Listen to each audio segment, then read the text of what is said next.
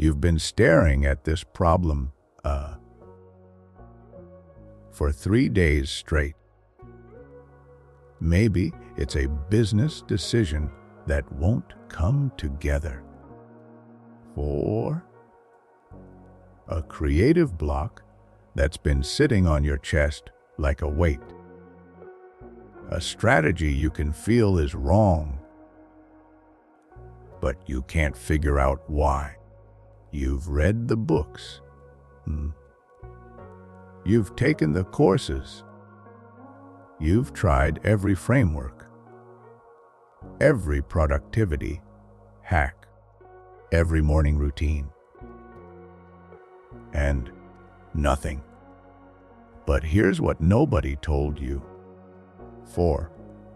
About the people who cracked those problems. The people who seem to operate on a completely different level. Tesla, Salvador Dali, Thomas Edison, Albert Einstein. They weren't just smarter. They weren't just more disciplined.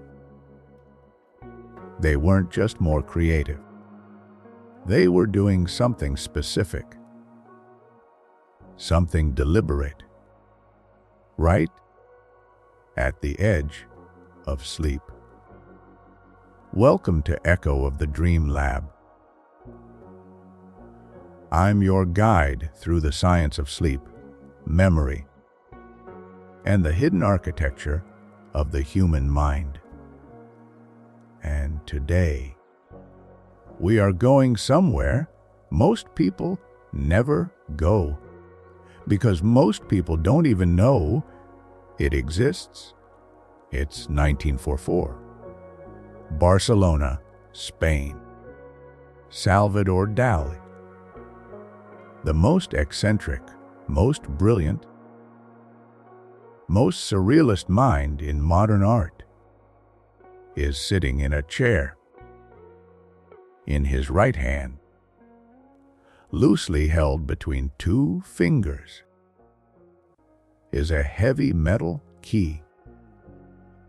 On the floor directly beneath his hand, placed with deliberate precision, is a metal plate. He is not asleep. Not quite. He is in the in-between. His eyes are closed. His breathing has slowed. His body is beginning to let go. And then, the moment his muscles fully release, the key falls, hits the plate. Dali's eyes snap open, and he reaches for his sketch pad, because in those few seconds between waking and sleeping, he had seen something. Not a dream, exactly. Something more vivid, more strange, more useful. He called it the slumber with a key. His personal system for mining the most creative, most problem-solving state the human brain ever enters. Dali wasn't alone in this Across the Atlantic, in his New Jersey laboratory, Thomas Edison, the man who held over 1,000 patents, had developed almost the same ritual. Except instead of a key, he used steel balls. He'd sit in his thinking chair, a specific chair, used only for this purpose, holding a steel ball in each hand, arms resting on the armrests. Beneath each hand, a metal bowl. He'd close his eyes, let his mind drift into that soft, dissolving space between thoughts, And the moment he crossed the threshold into actual sleep, the balls would fall, the bowls would ring, and he'd wake up. Both of these men, two of the most creatively prolific people in all of human history, had independently discovered the same neurological state, and they were using it as a tool. But they were working on intuition, on feel, on trial and error. What they didn't have, what you and I now have, is the science that explains exactly why it worked.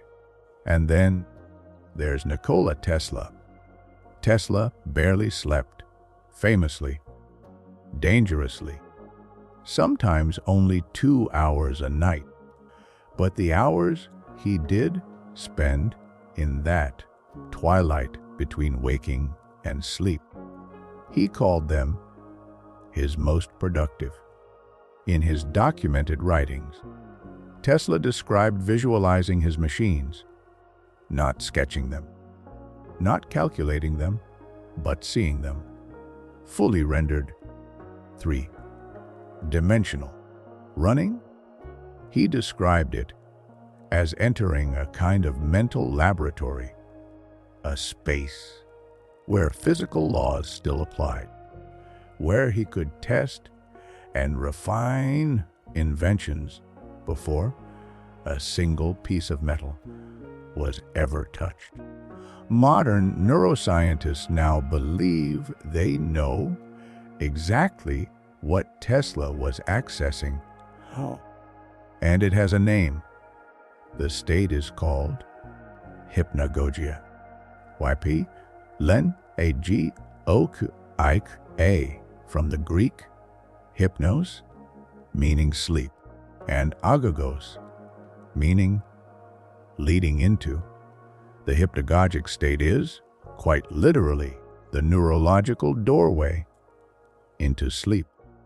And it is one of the most extraordinary and most overlooked states of human consciousness. Here's what's actually happening in your brain when you enter it. Your brain runs on electrical activity, and that activity has rhythm. Neuroscientists measure those rhythms in cycles per second, what we call hertz, or Hz. When you're fully alert, reading, working, having a conversation, your brain is primarily producing what are called beta waves, roughly 13 to 30 cycles per second. Fast, sharp, focused. When you relax, eyes closed, mind wandering, you shift down into alpha waves, about 8 to 12s, calm, receptive, and actually quite creative. And then, as you drift towards sleep, something remarkable happens. Your brain slows further. You enter the theta range, 4 to 8 haze. Theta is where hypnagogia lives, and theta is, from a creativity and problem-solving standpoint, the most interesting brainwave state we have ever studied. Here's the thing about theta that most sleep content completely ignores. In beta, your normal waking state, your prefrontal cortex is running the show. This is your executive function, your inner critic, the logical filter that says, that idea is too weird. That solution doesn't make sense. Stick to the conventional path. It's useful. You need it to function. But it is also a cage, because when you're trying to solve a problem you've never solved before, when you're trying to think a thought you've never thought, that inner critic is actively working against you. In theta, that grip loosens. Not entirely. You're not unconscious. You're still you. But the filter comes down. And what lights up instead is what neuroscientists call the default mode network, the DMN. The DMN is sometimes called the brain's imagination engine. It's active during daydreaming, during creative insight, during the moments when you suddenly think, wait, what if I approached this completely differently? In hypnagogia, the DMN runs without breaks. 4. Here's the part of hypnagogia that sounds strange, until you realize you've already experienced it. As you drift into hypnagogia, your brain begins to produce what researchers call hypnagogic imagery. Spontaneous, involuntary visual and auditory experiences that appear in the mind's eye. They're not dreams exactly, more like fragments, flashes, abstract shapes, faces, landscapes, sometimes words or phrases, that seem to come from nowhere. And here is the critical thing about these images, the thing that Dal and Edison understood without a neuroscience degree. In hypnagogia, 4. Your brain is free, associating at speeds and across connections that are neurologically impossible in your waking beta state. A 2019 study published in Science Advances by researchers at the Paris Brain Institute found that the hypnagogic state produces a unique pattern of neural connectivity. Brain regions that rarely communicate during waking hours begin to form temporary bridges. Memories from completely unrelated domains get linked. Concepts that your logical mind would never connect start to resonate with each other. There's a test used in creativity research called the remote associates test, or RAGT. It presents you with 3 seemingly unrelated words and asks you to find a 4th that connects all of them. For example, PINE, CRAB, you see, what's the connecting word? Apple, pineapple, crab apple, applesauce. This test measures remote associative thinking, the ability to find non-obvious connections between distant concepts. It's one of the best predictors of real-world creative problem-solving ability. In 2021, a landmark study by Célia Lecoq and colleagues, published in Science Advances, tested remote associates scores across 3 brain states: full wakefulness, hypnagogia, and full sleep. The results were striking. Performance increased by nearly 3 times in the hypnagogic state compared to full wakefulness. Not during deep sleep, not during REM.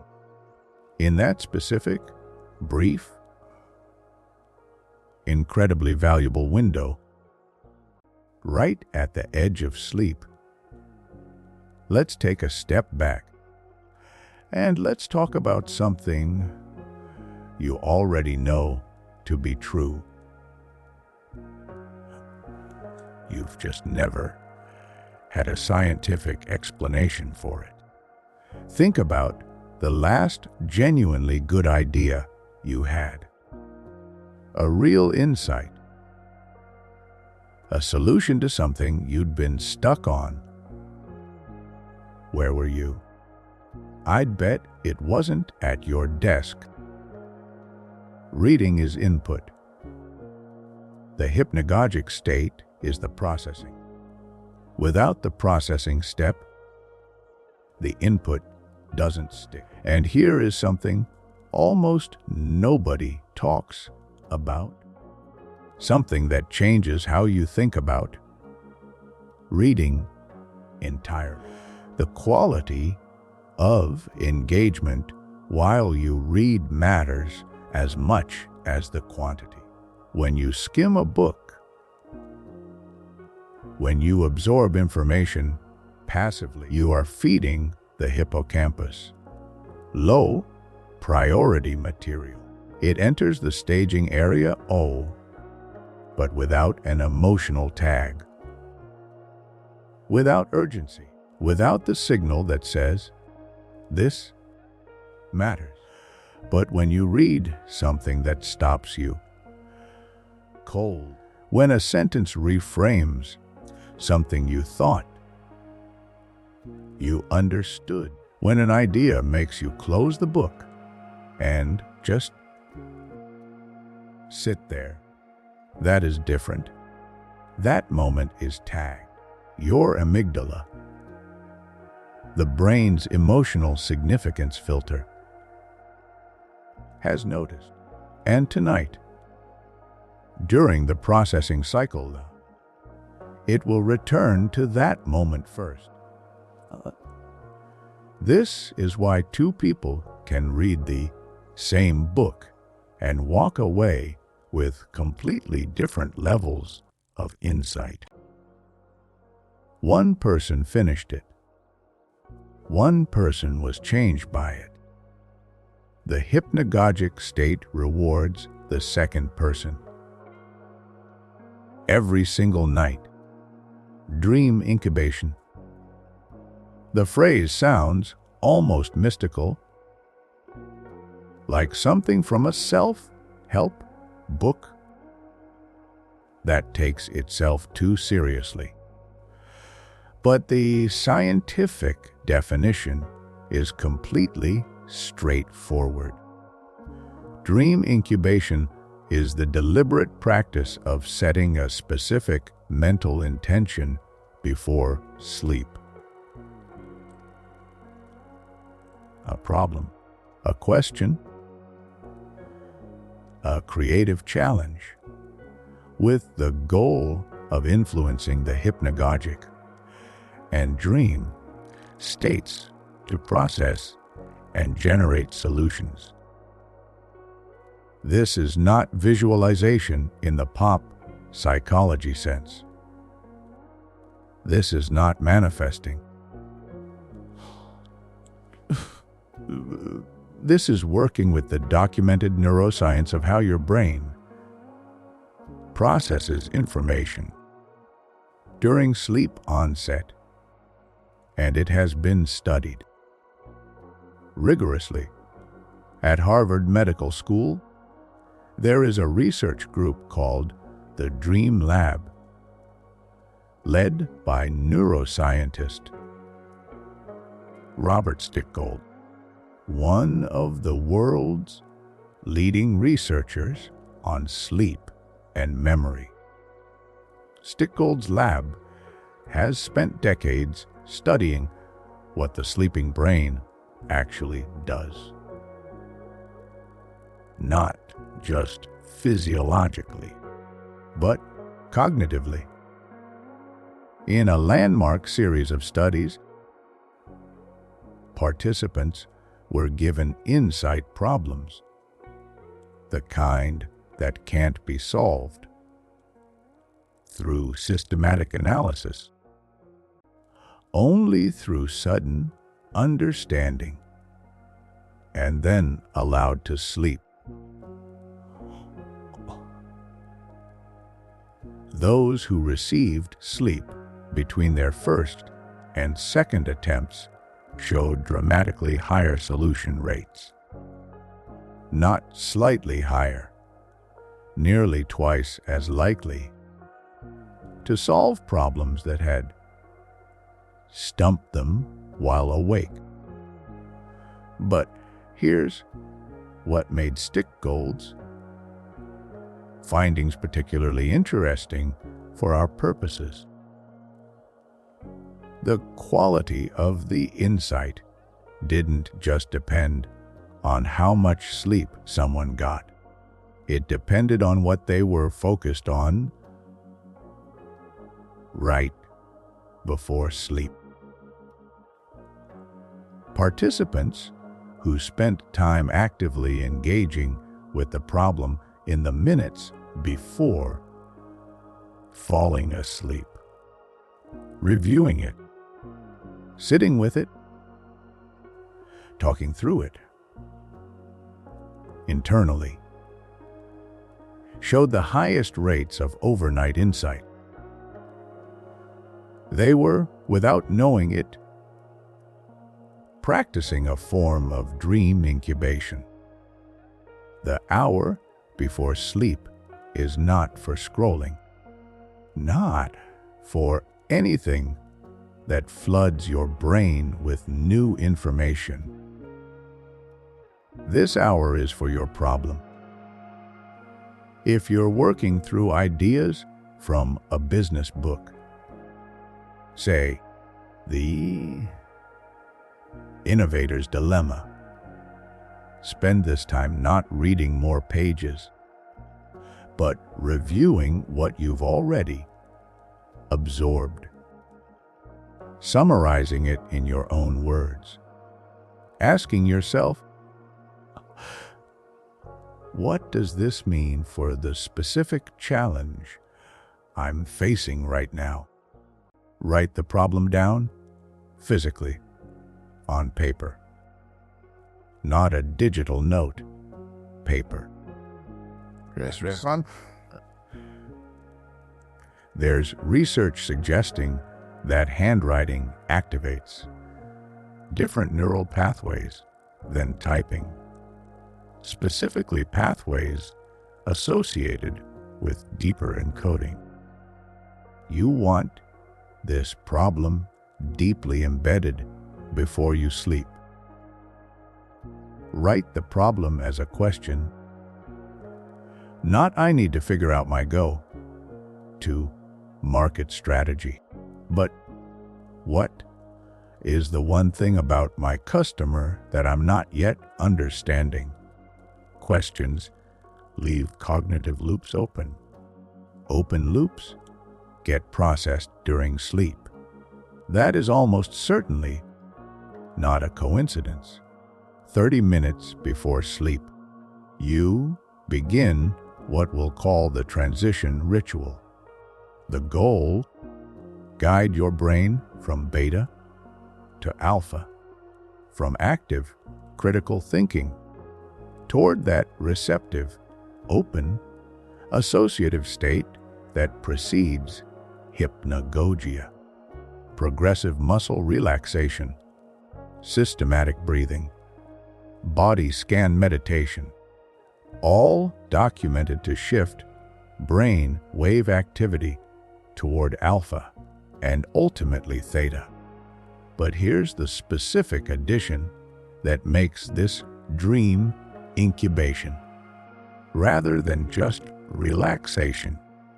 As you relax, hold your problem lightly, not actively thinking about it, not trying to solve it, just holding it the way you'd hold the memory of a song you heard earlier today. Active problem solving in this state will wake you back up. What you want is to make the problem a passenger, not the driver. Now, this is where it gets interesting.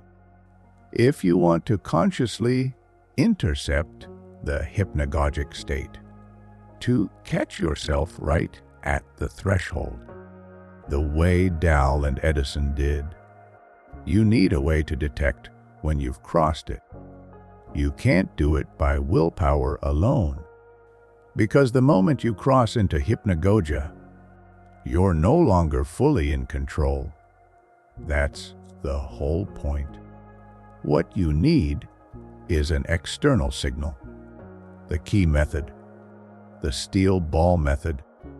These are the historical versions. A modern, practical version: hold a light object in your non-dominant hand, a pen, a small book. Rest your arm slightly off the edge of the bed or sofa. When your muscles fully relax, which happens at stage 1 sleep, the first true hypnagogic moment, the object will fall. Your arm will drop. That's your signal. Wake yourself gently, and immediately, reach for the notebook you've placed nearby. Write whatever is in your mind at that exact moment, all images, words, feelings, fragments. Don't filter, don't edit, don't judge. Whatever came up in that threshold state, that is your material. The final step happens in the morning, and it's often where the real value surfaces. Before you check your phone, before you look at email, before you let the world back in. 5 minutes of stillness. Read what you wrote the night before, and then, with fresh eyes, ask yourself, what does this mean for my problem? Not, does this solve it? Just, what connection does this suggest? What direction does this point toward? You are, in this moment, doing something most people never do, completing the incubation loop. Input, processing, output, integration. The full cycle of genius-level learning. Let's be honest about something.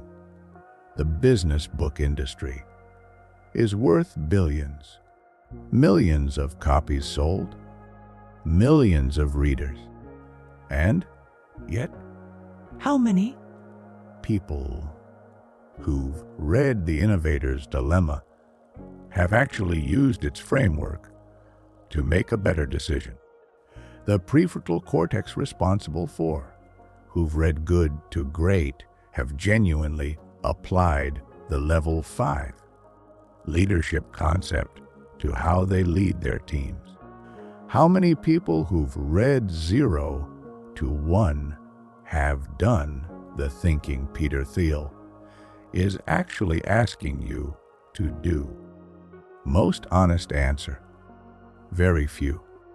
Not because the books aren't valuable, not because the readers aren't intelligent, because reading is input, and input without processing is just noise.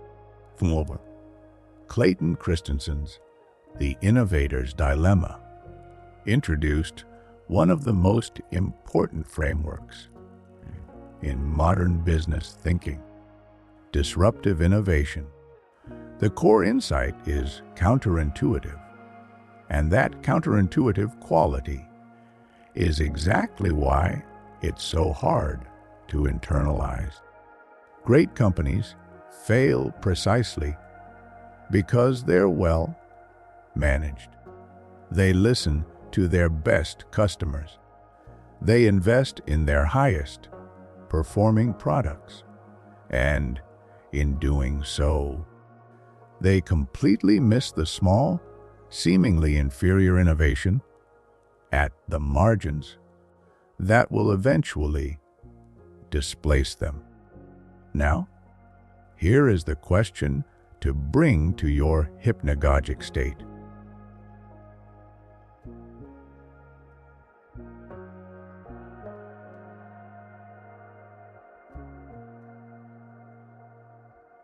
In my industry, my company, my own work, what is the small, unsexy, seemingly inferior thing that my best customers aren't asking for yet, but that might eventually replace what I do? You cannot answer that question by thinking harder. You've probably already tried. But if you hold that question as you drift into hypnagogia, if you let your default mode network work on it through the night, what comes back in the morning may not be a complete answer, but it will be a direction, a scent, a feeling of where to look. And sometimes that is enough. Peter, Thiel's 0 to 1 opens with a question he considers the most important he knows to ask. The question is essentially this: what do you believe to be true that most people disagree with? Thiel argues that all great businesses are built on a secret, something the founder believes that the market hasn't priced in yet. The problem with answering this consciously is that it's almost circular. You can't consciously access what you believe, but haven't yet articulated. That's the definition of an unarticulated belief. But here's what's interesting about the hypnagogic state. By loosening the prefrontal cortex's grip, it may give you access to exactly those unarticulated convictions, the beliefs you hold below the level of conscious thought, the things your gut knows that your brain hasn't yet said out loud. What do I secretly believe about my industry, my customers, or my work? Something I've never said out loud because it seems too contrarian, too obvious, or too strange. Let that sit in your theta state and see what comes back. Jim Collins, Good to Great, the result of a 5-year research project studying companies that made the leap from good to sustained greatness, introduced the hedgehog concept. The concept sits at the intersection of 3 questions. What are you deeply passionate about? What can you be the best in the world at? What drives your economic engine?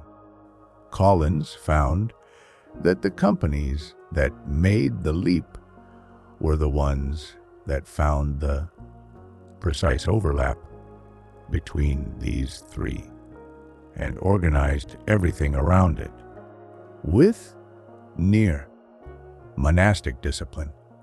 Here's the thing about finding that overlap. It is not a spreadsheet problem. It requires a kind of deep, honest self-knowledge that cannot be forced. The question, what can I be the best in the world at, answered consciously, tends to produce either grandiosity or false modesty. Neither is useful. But when you hold that question in the hypnagogic state, when you let your brain's associative networks play with your actual experiences, your actual track record, for the things that have genuinely energized you and the things that have ground you down, you sometimes get an answer that surprises you. Something more honest, though, than anything you could have constructed at a desk. Phew. There is something important about the hedgehog question that goes even deeper than Collins intended. Because the three circles, passion, capability, economics, they don't sit still.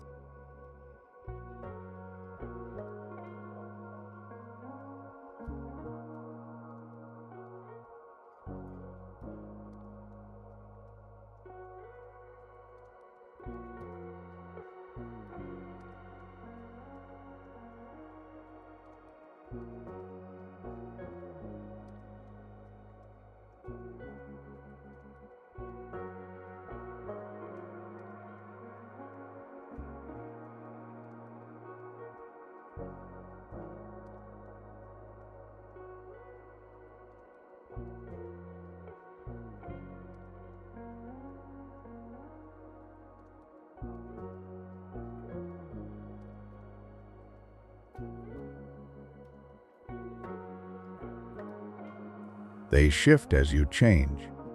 For the thing you were best at 5 years ago may no longer be where you have your deepest edge. The economic engine that drove you then may have stalled or transformed into something you haven't yet named. And passion. Passion is the most slippery of all three. Conscious passion is often performance. The things we tell ourselves we care about because we're supposed to care about them. But the hypnagogic state has no patience for performance. In theta, the performance drops away, and what's left is what you actually care about. That honesty, that unguarded, unedited version of your own priorities is what the sleeping mind surfaces. And it is worth more than any strategic retreat or executive workshop ever designed. Eric Ries, the lean startup, built the operating system for modern entrepreneurship on 3 words: build, measure, learn. Create a minimum viable product. Get it in front of real customers. Measure what actually happens. Learn. Adjust. Repeat. The framework is brilliant. It's also in practice, where most innovators get stuck. Not in the build phase, not in the measure phase, in the learn phase. Specifically, in the gap between here is the data, and here is what the data means. That gap, that interpretive, leap from raw incubation to genuine insight, is built for what dream incubation is built for. When you have data, when you have signals, when you have a dozen pieces of contradictory customer feedback, and you can't see the pattern yet, that is a perfect hypnagogic problem. The data says X, but my gut says Y. What am I missing? What pattern are these signals pointing toward that I haven't seen yet? Write it down. Hold it lightly. Let theta do the work. Here's something I don't think Ries intended, but that is embedded in the lean philosophy. The build, measure, learn loop is fundamentally a humility framework built on the premise that you don't know the answer in advance, that your assumptions are probably wrong, that reality, customer reality, has to be your teacher. That is also exactly the posture that makes dream incubation work.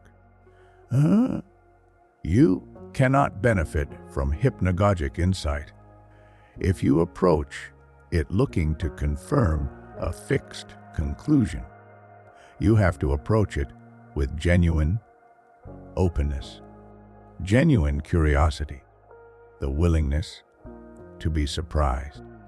The lean practitioner who is genuinely committed to learning, not just confirming, is already halfway to a great incubation practice. They've already developed the intellectual posture.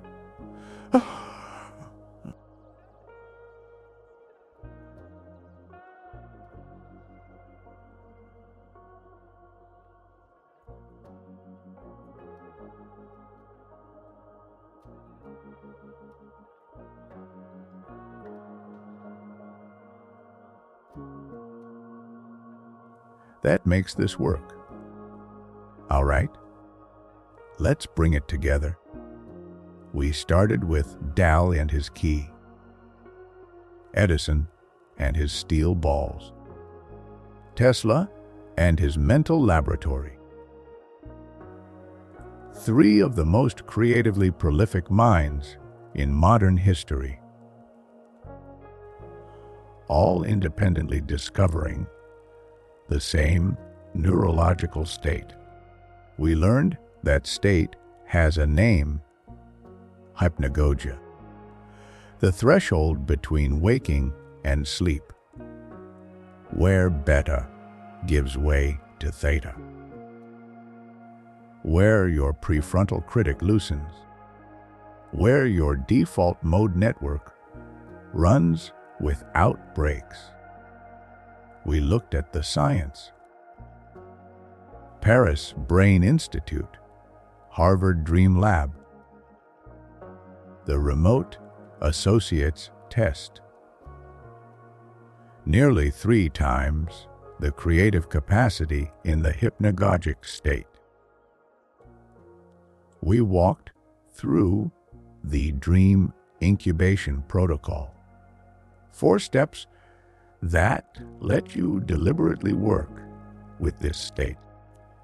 And we applied it to of the most important business frameworks of the last 30 years.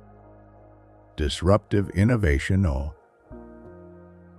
Thiel's contrarian question, Collins' hedgehog concept, and the lean startups learn loop. This is part 1. In part 2, we go deeper. We're going to talk about the specific brain chemistry of the hypnagogic state, the neurotransmitters involved, the window most people accidentally close with a single bad habit. We're going to talk about the hippocampus and amygdala's role in overnight creative insight. And we're going to build the complete system, the night by night protocol for turning everything you read into fuel for your sleeping mind. If this is the kind of content you came here for, Deep.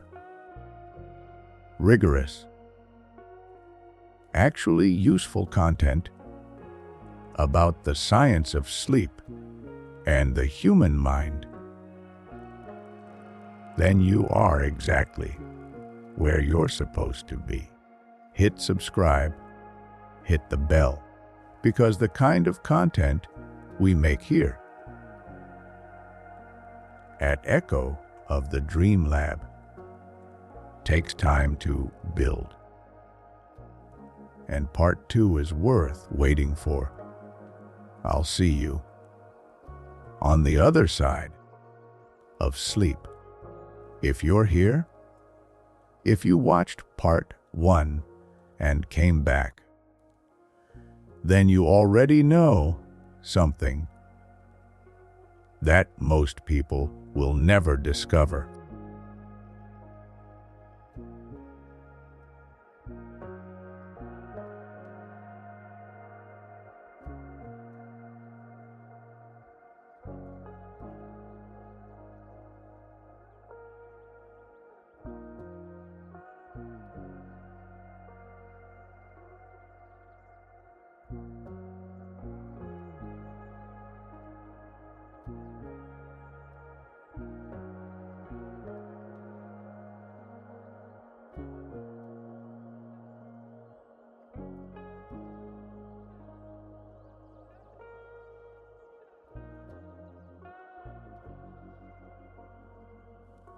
That the most powerful laboratory you have access to isn't at work. It isn't in a book. It isn't in a course or a coaching program. It is in the 15 minutes before you fall asleep.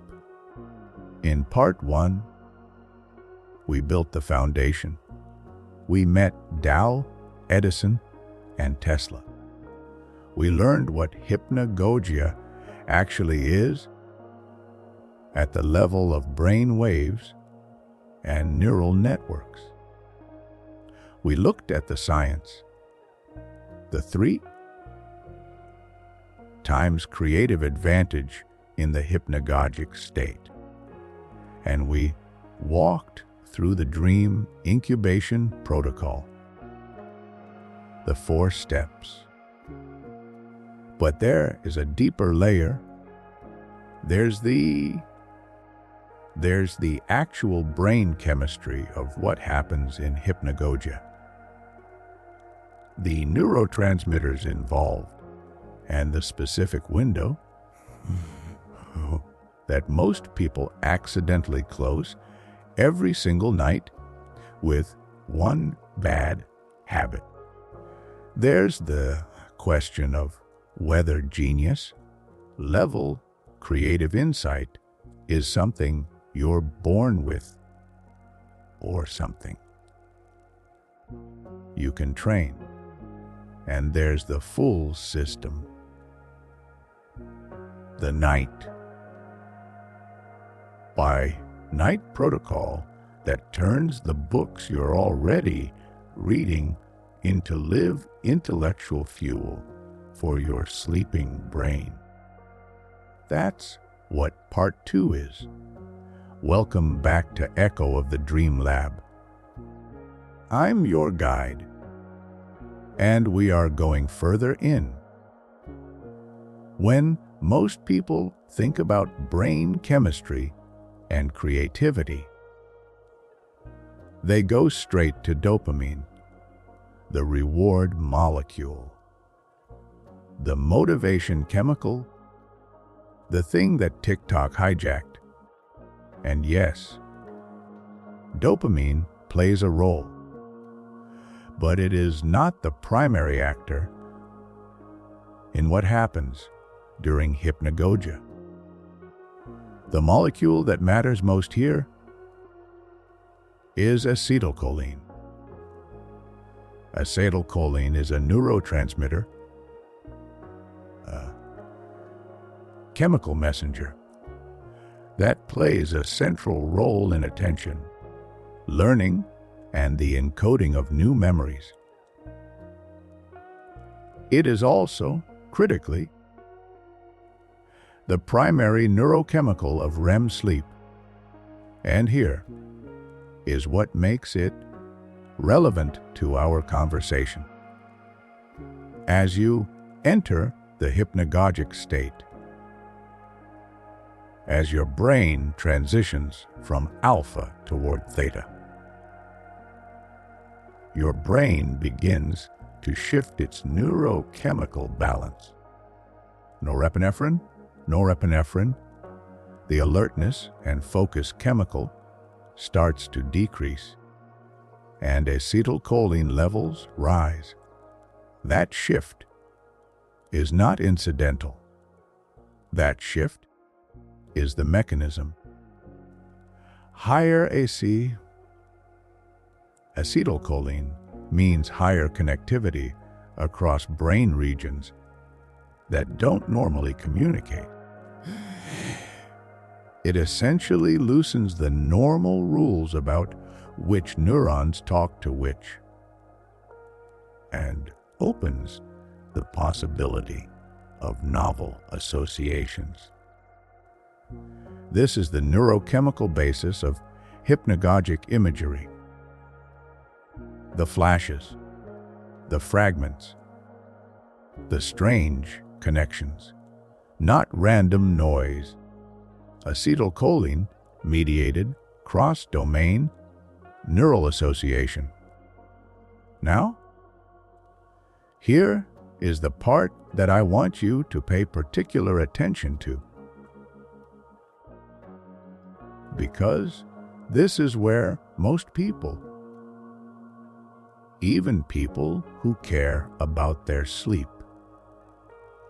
are accidentally sabotaging themselves. There is a specific window, approximately 60 to 90 minutes before sleep, during which your brain is most sensitive to the information it will process overnight. Neuroscientists call this the pre-sleep consolidation window.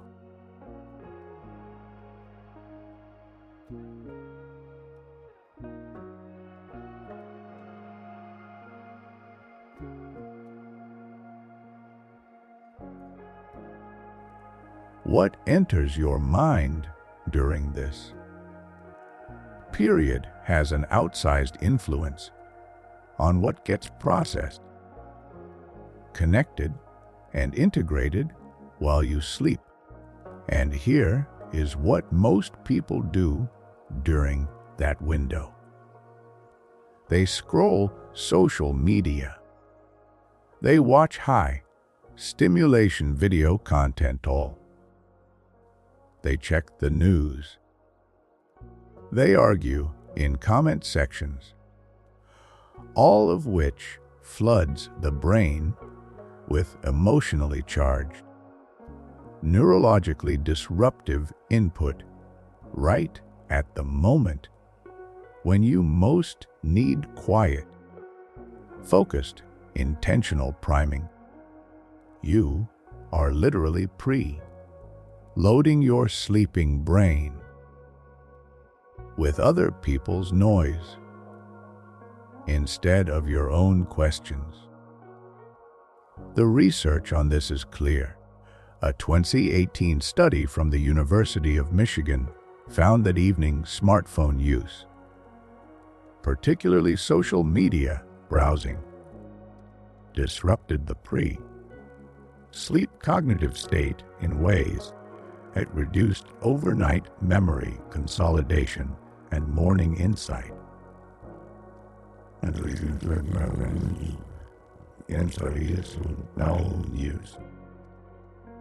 The good news: this is a completely fixable problem. And fixing it is one of the highest leverage changes you can make to your creative output. Not more hours of work, not more books, just protecting the window. There are two brain structures that play a central role in what gets processed during hypnagogic and dream states. And understanding them changes how you think about what to bring to the threshold. The first is the hippocampus. The hippocampus is your brain's indexing system for declarative memory, the facts, concepts, and frameworks you've learned. It is also, critically, where new information is initially stored before it gets transferred to long-term cortical storage during sleep. Think of the hippocampus as a staging area. New information comes in throughout the day. The hippocampus holds it temporarily. And during sleep, it begins the process of integrating that new information with your existing long-term knowledge base. This integration process, called hippocampal cortical dialogue, is where the magic of overnight insight actually happens. New concept from today's reading meets old framework from 6 months ago. Whoa. In the dark, and something new is born. The second structure is the amygdala. The amygdala is your brain's emotional significance filter. It tags experiences and information with emotional weight, flagging things as important, threatening, exciting, or meaningful. During sleep, and particularly during the hypnagogic state, the amygdala's influence on memory processing is heightened. What this means practically: emotionally resonant material gets processed more deeply. Problems that you actually care about, that feel personally meaningful, not just intellectually interesting, get more overnight cognitive attention. This is why the dream incubation protocol emphasizes writing your question with genuine personal stakes. Not, what's the optimal marketing strategy? An intellectual exercise.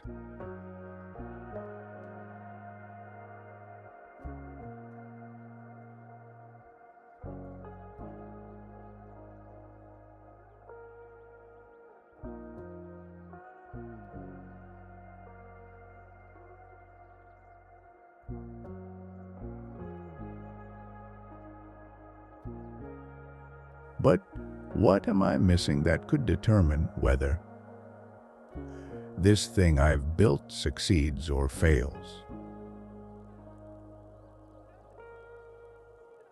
A question with emotional weight.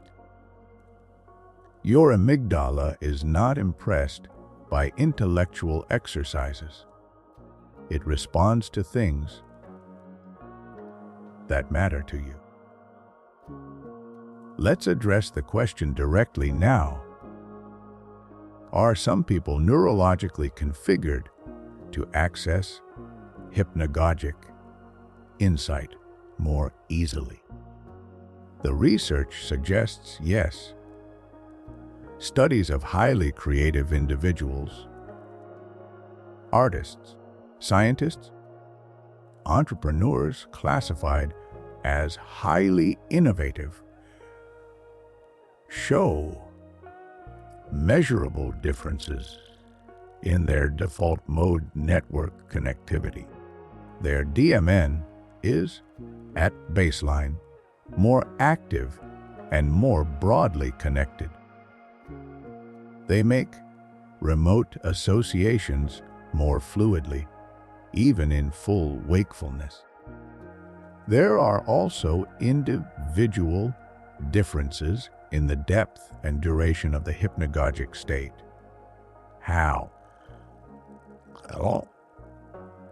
long someone naturally lingers at the threshold before crossing in deeper sleep. Some people pass through it in seconds. Others spend 10 or 15 minutes there. Is this purely genetic? Is it fixed? No.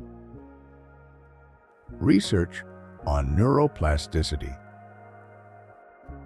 the brain's ability to rewire itself through repeated experience, strongly suggests that creative cognition can be trained.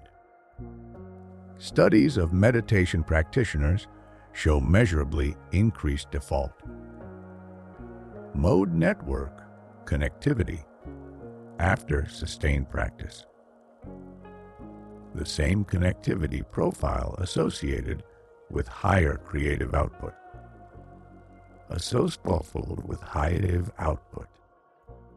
Studies of improvisation musicians and expert designers show similar patterns.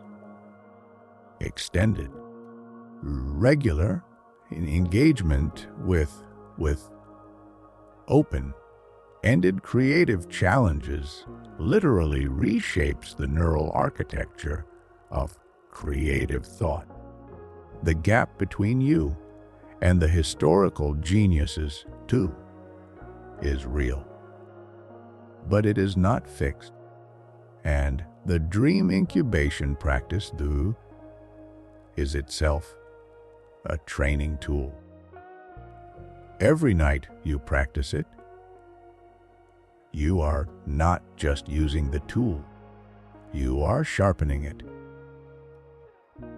The first time, you try to linger at the threshold. You might drop off instantly into sleep, or you might snap back to full wakefulness and lose the state entirely. That's normal. That's expected. Because you are training a capacity that most people never deliberately develop. The ability to stay right at the edge, alert enough to capture what surfaces, relaxed enough to let it surface at all.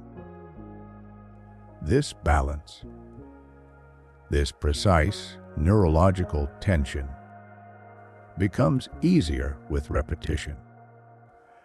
Meditators who practice open awareness describe it in almost identical terms. The state they cultivate during meditation and the hypnagogic threshold, they share the same neurological architecture, which means that a meditation practice, even a simple one, will begin to extend your natural hypnagogic window. This is not a detour. This is a direct investment in the quality and depth of your overnight creative processing. If the hypnagogic state is the most powerful creative laboratory your brain has access to,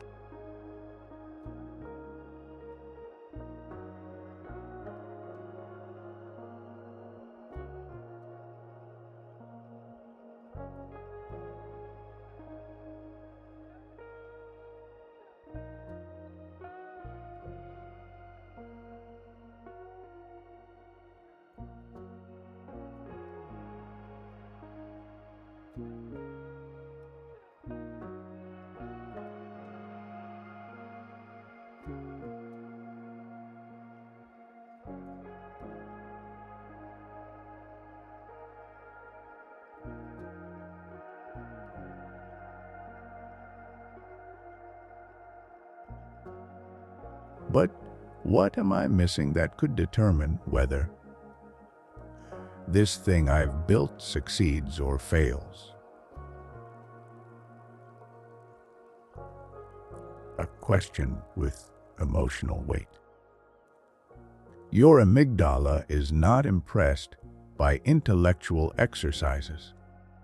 It responds to things that matter to you. Let's address the question directly now. Are some people neurologically configured to access hypnagogic insight more easily? The research suggests yes. Studies of highly creative individuals, artists, scientists, entrepreneurs classified as highly innovative show measurable differences in their default mode network connectivity. Their DMN is, at baseline, more active and more broadly connected. They make remote associations more fluidly, even in full wakefulness. There are also individual differences in the depth and duration of the hypnagogic state. How long someone naturally lingers at the threshold before crossing in deeper sleep. Some people pass through it in seconds. Others spend 10 or 15 minutes there. Is this purely genetic? Is it fixed? No. Research on neuroplasticity,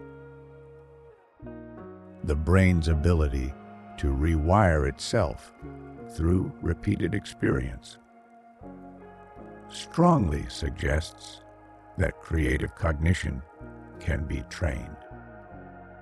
Studies of meditation practitioners show measurably increased default mode network connectivity after sustained practice.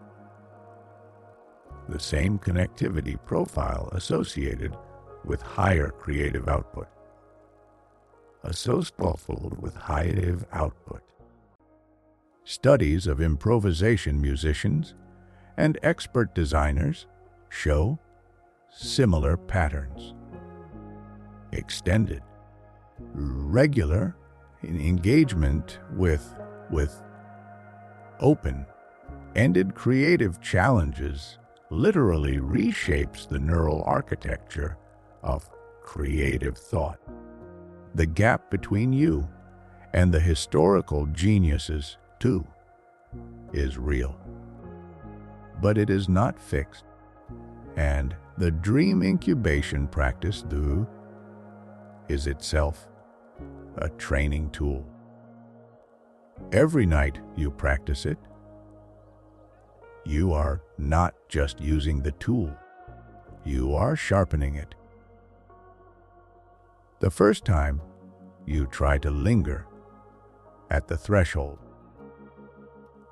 you might drop off instantly into sleep, or you might snap back to full wakefulness and lose the state entirely. That's normal. That's expected.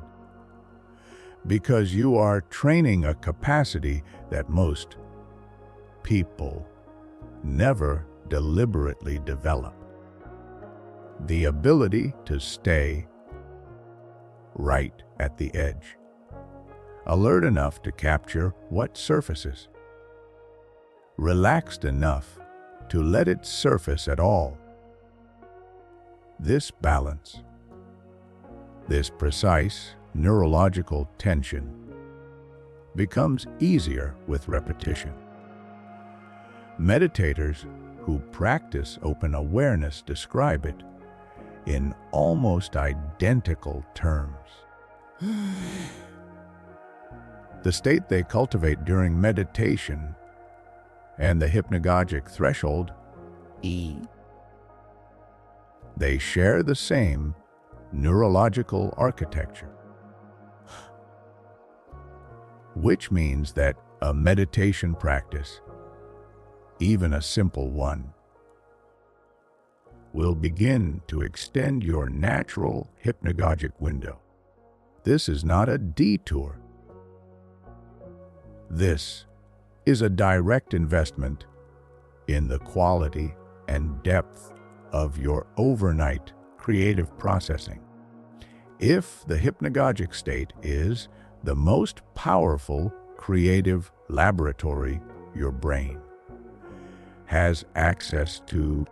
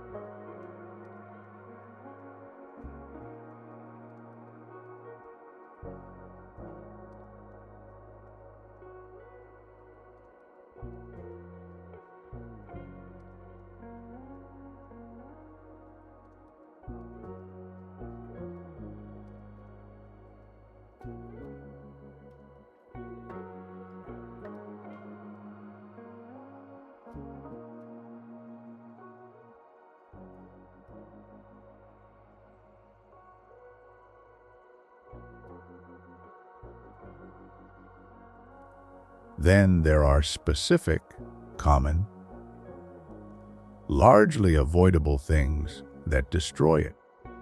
And most people are doing at least 2 of them every single night. Alcohol is the most widely used sleep aid in the world. And it is, from a creative cognition standpoint, one of the worst. Yes, alcohol helps you fall asleep faster. It sedates you. It reduces sleep onset latency.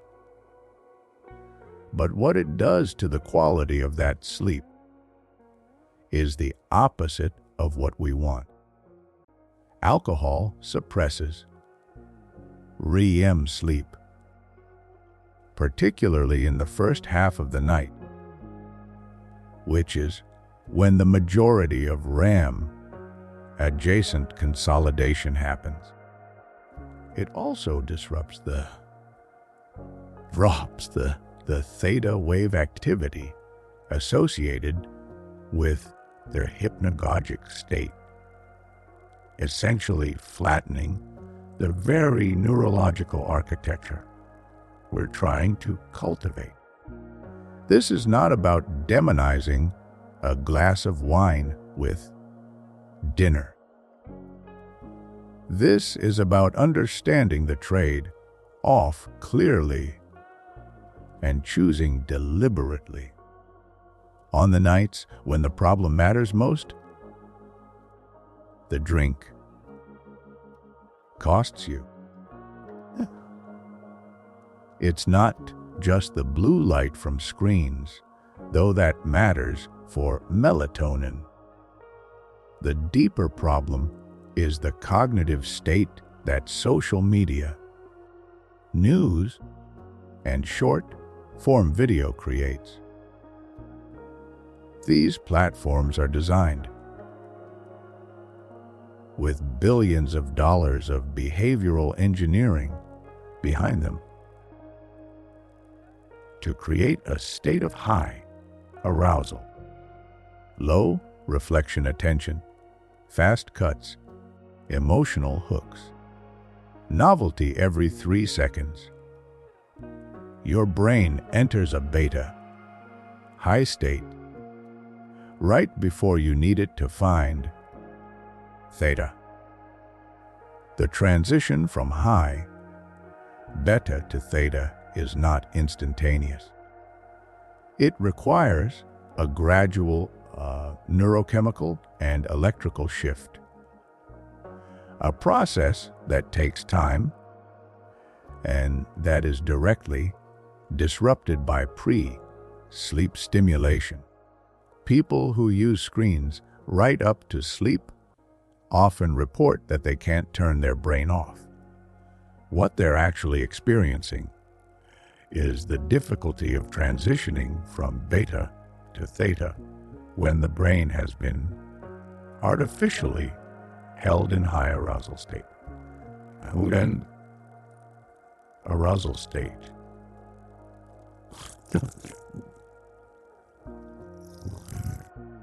The hypnagogic sweet spot requires a run up. You cannot sprint to the threshold and expect to linger there. When you are chronically sleep deprived, even mildly, even the 6 hours night that millions of people treat as normal, your brain's acetylcholine system is dysregulated. The rich, creative, 4 cross associative chemistry of the hypnagogic state requires a brain that is not in survival mode. A sleep-deprived brain is in survival mode. It is prioritizing the repair of basic cognitive functions.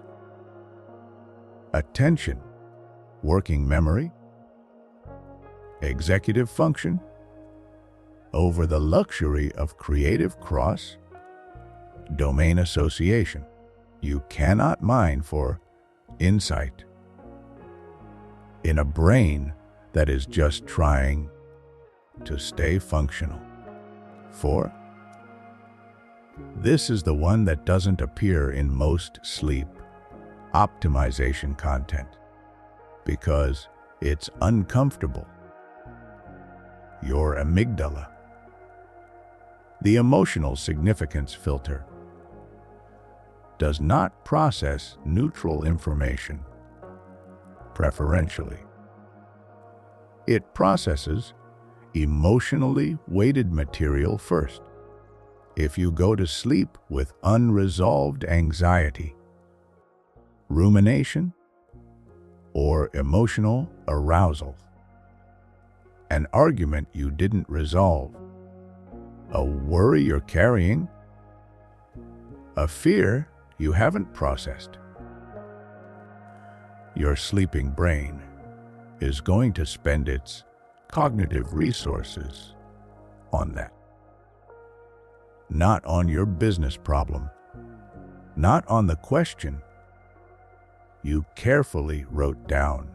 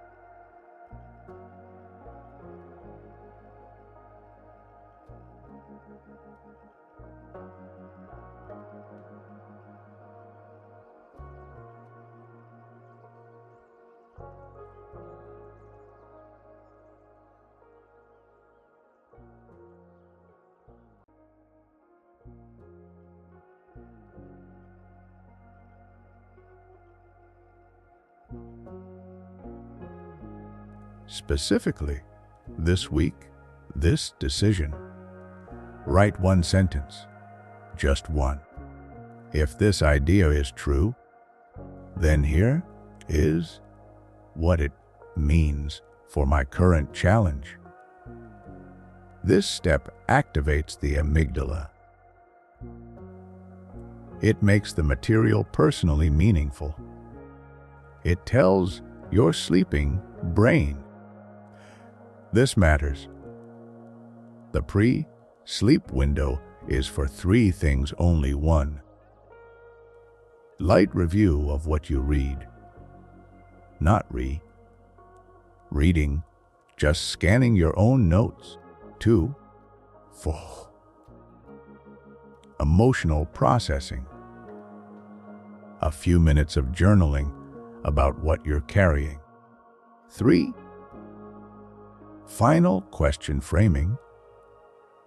Rewriting your incubation question in its sharpest possible form. The question should be specific, personal, open-ended, emotionally weighted.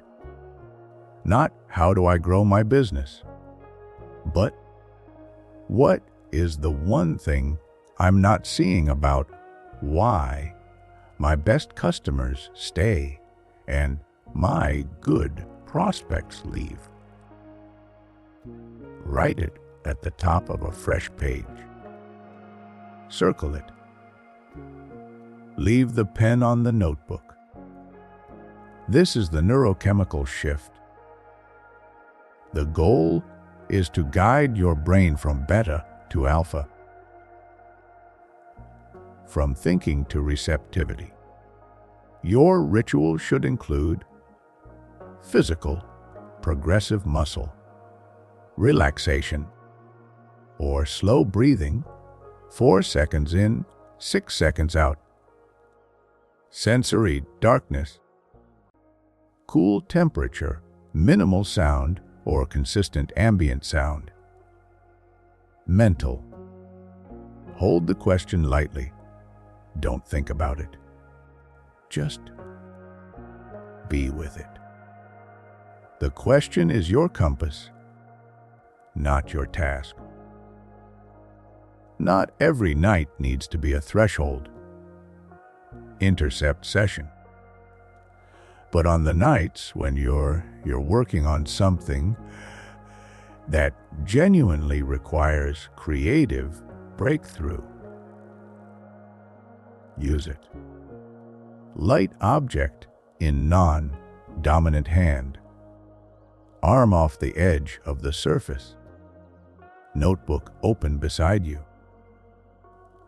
When you feel the object start to slip or your arm begins to drop, that is hypnagogia calling. Write immediately. Whatever is there. Don't wake yourself fully. Stay in the soft, low, light state. 1 or 2 lines. Then return to sleep. Before the phone. Before email. Before the world. Open the notebook. Read your question from the night before. Read whatever you wrote at the threshold. And then, with the soft, still, theta, adjacent mind of early morning, write whatever comes. Not an answer, necessarily.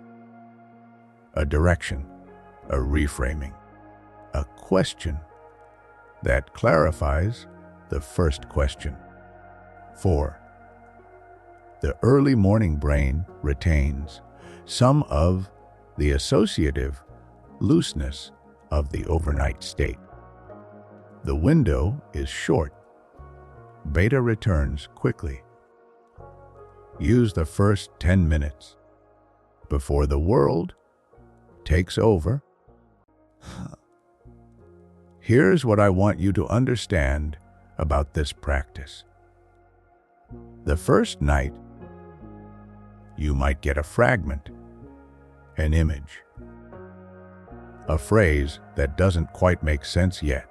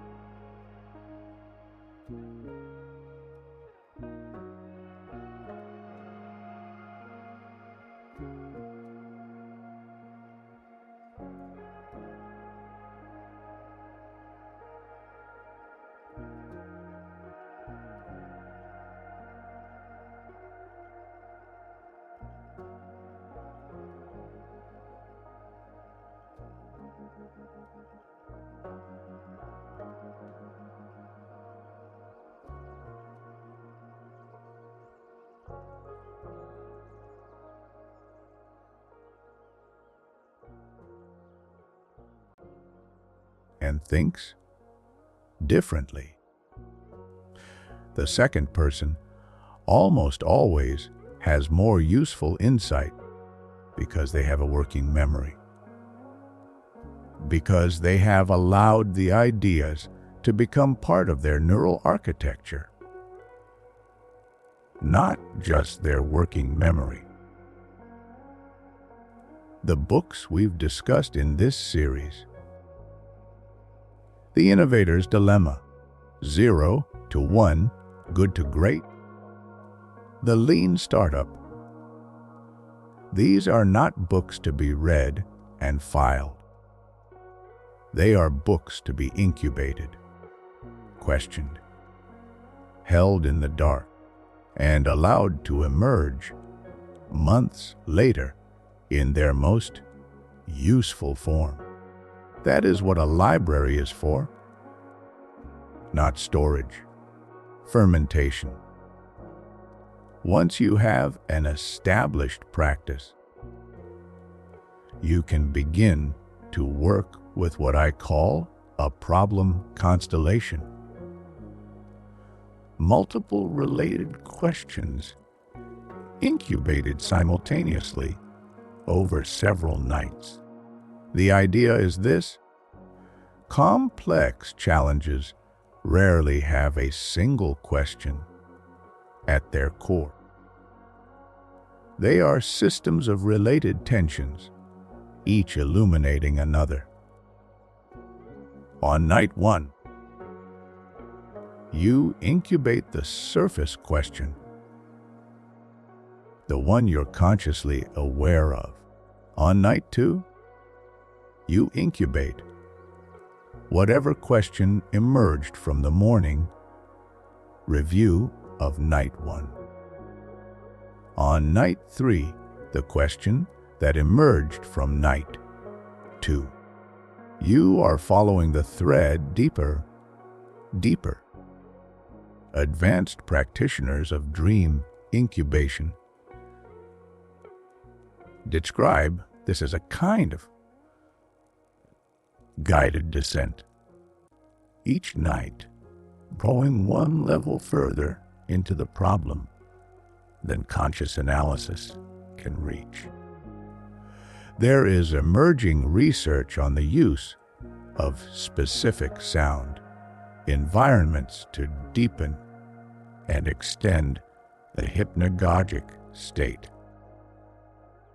Binaural beats, specifically in the theta frequency range, for forte KZAs, have been studied for their ability to entrain brain wave activity toward theta when listened to through headphones. The key word here is entrain, not create. Binaural beats don't produce theta waves from nothing. They work by providing a rhythmic reference that the brain tends to synchronize with, used during the transition ritual, during the 20 to 30 minutes before sleep.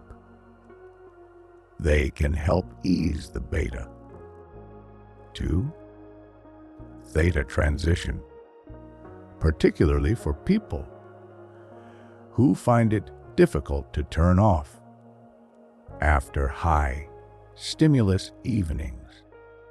A tool, not a shortcut, but a genuinely useful one for the right person. One of the most powerful and most underutilized applications of dream incubation is the structured creative nap. Not a recovery nap, not a catch-up nap, a deliberate incubation nap. Set a timer for 20 minutes. Hold your problem or question as you drift off. Use the DAL technique to intercept the hypnagogic state, if possible, at 20 minutes. Most people have entered at least one hypnagogic cycle and have not yet gone deep enough into sleep to experience the grogginess of sleep inertia. They wake up with whatever emerged, and with a cognitive state that is, for approximately 15 to 30 minutes, still slightly theta adjacent. That post-nap window is excellent for insight work, writing, ideation, problem reframing. Thomas Edison reportedly used exactly this technique in the middle of his working days. What we now recognize as structured hypnagogic problem for creative problem solving. He wasn't napping, he was working. And there is one more thing I want to leave you with. Something that goes beyond technique, beyond protocol, beyond any specific framework.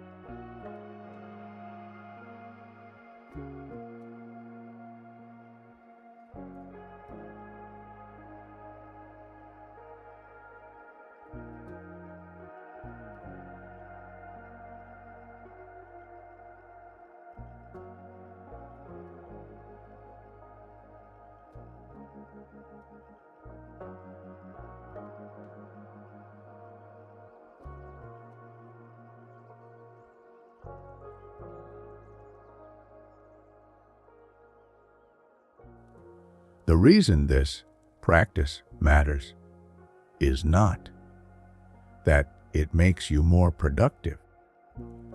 It's not that it helps you extract more value from the books you read.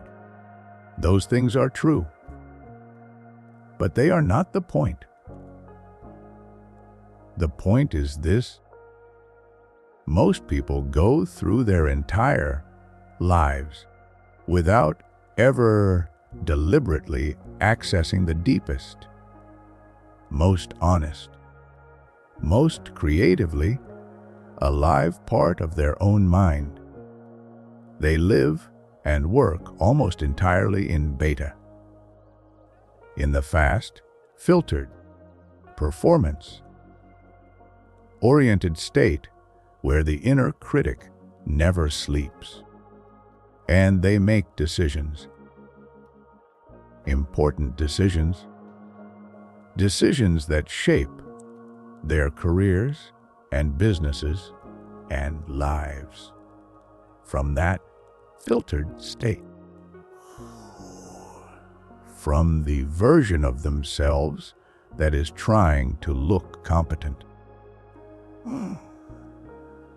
trying to seem decisive, trying to give the answer that makes sense to others, rather than the answer that is true. The hypnagogic state does not care about any of that. In theta, you are just you, unfiltered, unperformed, honest in a way that waking consciousness rarely allows. And the insights that come from that place, they are different. They feel different. They have a quality of rightness that logical analysis can't replicate, not because they're mystical, because they're yours, the most purely, unguardedly yours. That is what the practice gives you. Not just better answers, a better access to yourself. Let's end where we began. Dal in his armchair, the key in his hand, Edison in his thinking chair, the steel balls, Tesla in his mental laboratory, machines running that didn't yet exist. They were working with something real, not mysticism, not genius by accident, a state, a window, a neurological opportunity that opens every single night for every single one of us. You now know what hypnagogia is at the level of brain waves, neurotransmitters, and neural architecture. You know why the default mode network in theta produces the creative connections that your waking mind cannot. You know the four enemies that close the window and how to protect it. You have the 6-step reading to incubation pipeline, a system for turning every book you read into overnight processing material. You have the dream incubation protocol, proven in research, validated by history, and simple enough to start tonight. Tonight. Not after you've set up the perfect sleep environment. Not after you've read 3 more books on the topic. Not after you feel ready. Tonight, before you sleep, write your question. Hold it lightly and see what comes back. The laboratory is always open. You just have to show up. This has been Echo of the Dream Lab. If this series gave you something, a new idea, a new practice, a new way of thinking about the hours you spend unconscious, please share it with someone who needs it. Subscribe. Leave a comment with the question you're going to incubate tonight. I read every one, and I will see you in the next dream.